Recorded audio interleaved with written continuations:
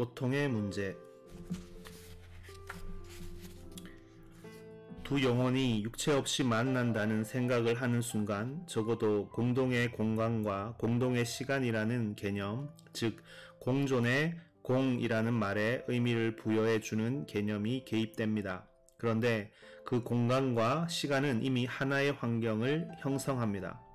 필요한 것은 환경만이 아닙니다. 여러분의 생각과 감정이 남의 것이며 외부의 것이라는 표시 하나 없이 마치 제 생각과 감정인 양 직접 제게 다가온다면 여러분 것과 제 것을 어떻게 구별할 수 있겠습니까? 또 우리가 생각하고 느낄 대상이 없다면 어떻게 생각과 감정을 가질 수 있겠습니까? 아니, 제가 외부 세계를 경험하지 않았다면 어떻게 외부와 타자라는 개념을 가질 수 있었겠습니까? 그리스도인들 가운데 하나님은, 사탄도 실제로 외부의 존재라는 신호 없이 우리의 의식에 직접적인 방식으로 영향을 끼치고 있지 않느냐고 대꾸하는 사람이 있을 수 있습니다. 그렇습니다. 바로 그렇기 때문에 대부분의 사람들이 하나님과 사탄에 대해 그토록 무지한 것입니다.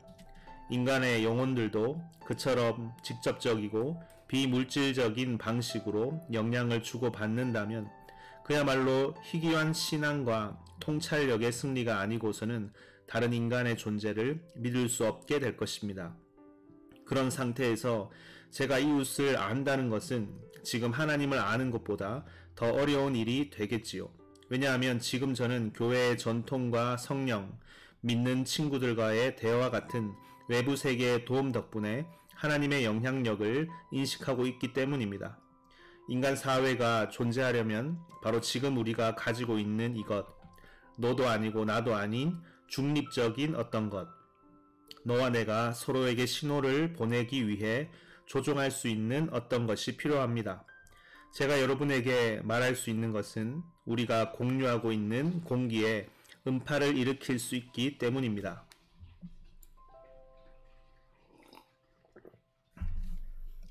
물질은 영혼들을 나누어 놓기도 하지만 한데 모아주기도 합니다.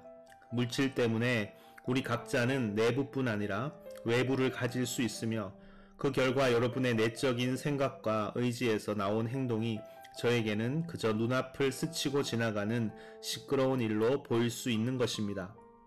여러분은 이러저러한 모습으로 존재할 수 있을 뿐 아니라 이러저러한 모습으로 보일 수 있으며 그렇기 때문에 저는 여러분을 알아가는 즐거움을 누릴 수 있습니다. 이처럼 사회는 사회의 구성원들이 서로 만나는 공동의 장 내지는 세상을 내포하고 있습니다. 그리스도인들이 보통 믿는 바대로 천사들의 사회가 있다면 거기에도 분명히 그러한 세계 내지는 장이 있을 것입니다.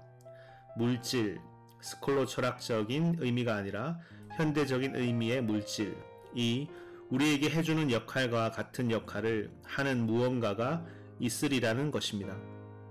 그러나 물질이 중립적인 장의 역할을 하려면 그 본질의 변함이 없어야 합니다. 세상 내지는 물질 체계 안에 살고 있는 존재가 단 하나뿐이라면 매 순간 그 존재의 요구만 들어줄 수도 그를 위해 나무들이 몰려와 그늘을 드리워 줄 수도 있을 것입니다. 그러나 만약 저 한 사람의 변덕에 따라 왔다 갔다 하는 세상에 여러분이 들어와 살게 된다면 어떤 행동도 할 수 없을 것이며 따라서 여러분의 자유의지를 행사할 수 없게 될 것입니다. 또한 그런 세상에서 여러분이 자신의 존재를 저에게 알릴 수 있을 것인가도 분명치 않습니다. 저에게 신호를 보낼 수 있는 물질이 전부 저의 지배 아래 있는 탓에 여러분이 그 물질을 조종할 수 없기 때문입니다.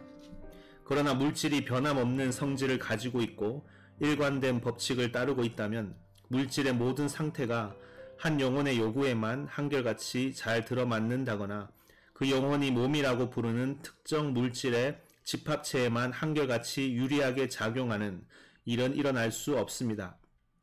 불은 어느 정도 거리를 두면 몸을 편안하게 해주지만 가까이 가면 몸을 해칩니다. 따라서 설령 완벽한 세상에서 산다 해도 고통을 감지하는 신경 섬유들이 전달하게 되어 있는 위험 신호는 여전히 우리에게 필요합니다.